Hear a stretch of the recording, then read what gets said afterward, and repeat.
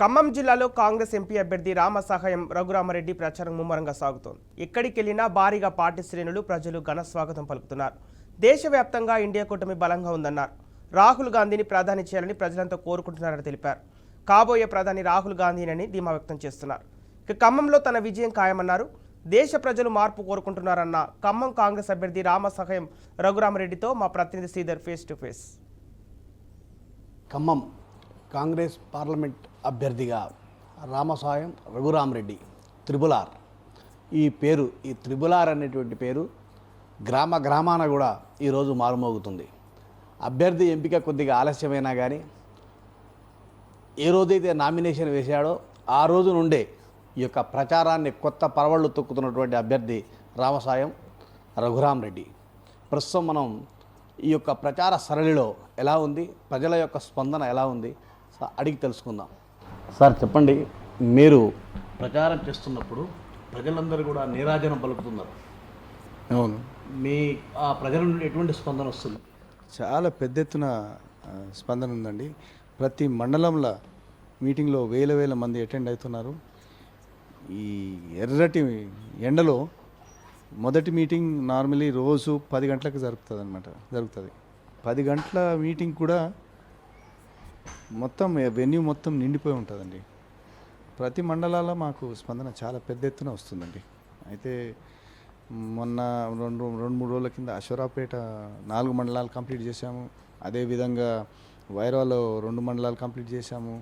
అదేవిధంగా పాలేరులో 2 మండలాలు కంప్లీట్ చేశాము.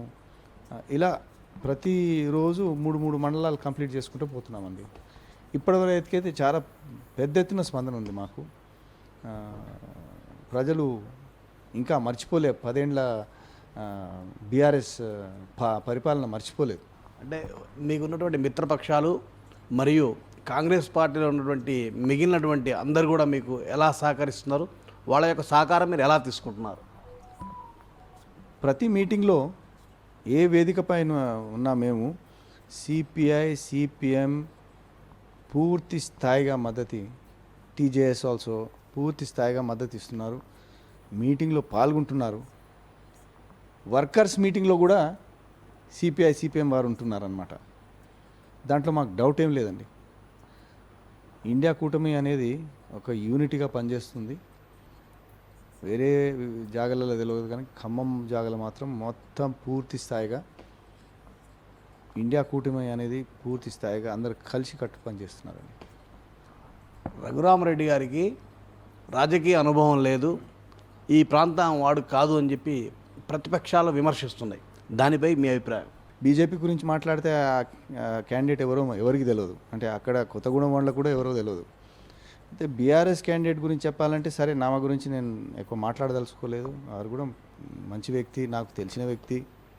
మరి రాజకీయాలు తెచ్చిన వ్యక్తి మా ఫాదరే. నామాన్ని తెచ్చిందే సురేందర్ రెడ్డి గారు. మరి నేను బయటి వ్యక్తి అని ఎట్లా అంటాడండి? ఆయన ఇంటికి నా ఇంటికి ఒకటే గోడ, నెహ్రూ నగర్లో ఖమ్మంలో ఒకటే గోడ. అదిగాక నా మామగారు ఊరు పిండిపోల్, అంటే తిరుమలపాలెంలో పిండిపోల్, పాలేరు కాన్స్టిట్యున్సీలో మా మామగారు ఊరు, అత్తగారు ఊరు. అటుపక్క చూస్తే మా నాయనగారు ఊరేమో చేగమ, కూసుమంచి మండలం, పాలేరు. మరి మీరే చెప్పాలి మాకు, మరి లోకల్ ఎవరు, నాన్ లోకల్? నేను పక్కా లోకల్. ఆయన బల్పాల నుంచి వచ్చారండి, అంటే దోనకల్ కాన్స్టిట్యున్సీ, వరంగల్. నామా నాగేశ్వరరావు రైతు బిడ్డ మరియు దొరబిడ్డ మధ్య జరుగుతున్నటువంటి పోరాటంగా వర్ణించారు. దానికి మీరేం సమాధానం చెప్తారు? ఒక్క రోజైనా వ్యవసాయం చేశాడు ఆ నామగారు? మధుకాన్ ఇండస్ట్రీస్, మీరు కొంచెం హోంవర్క్ చేయండి, గూగుల్ చేయండి. నామానాక్షర్ గారు మధుకాన్ ఇండస్ట్రీస్ మీద గూగుల్ చేయండి. మీరు నన్ను ప్రశ్నలు అడుగుతారు కానీ ఒక్కసారి మీరు కూడా ప్రింట్ అండ్ మీడియా వారు గూగుల్ చేసి చూస్తే దాని కంపెనీ సంగతి ఏందో మీదంతా తెలిసిపోద్ది. నేను వ్యక్తిగతంగా మాట్లాడదలుచుకోలేదు, మీరు అడుగుతున్నారు కనుక చెప్తున్నాను. దొరల పాలన అంటుండు. మరి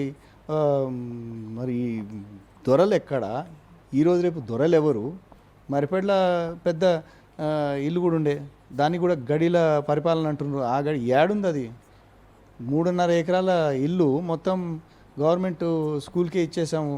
ఆడ ఉన్న భూములన్నీ police station, MRO office, MDO office, primary health centre, school, government school, market yard, RTA bus stand, మరి అన్ని ప్రభుత్వానికే ఇచ్చేసాం. ఆడ పక్కన టీటీడీ కళ్యాణ మండపం అది కూడా దానపత్రం రాసి ఇచ్చేసాను.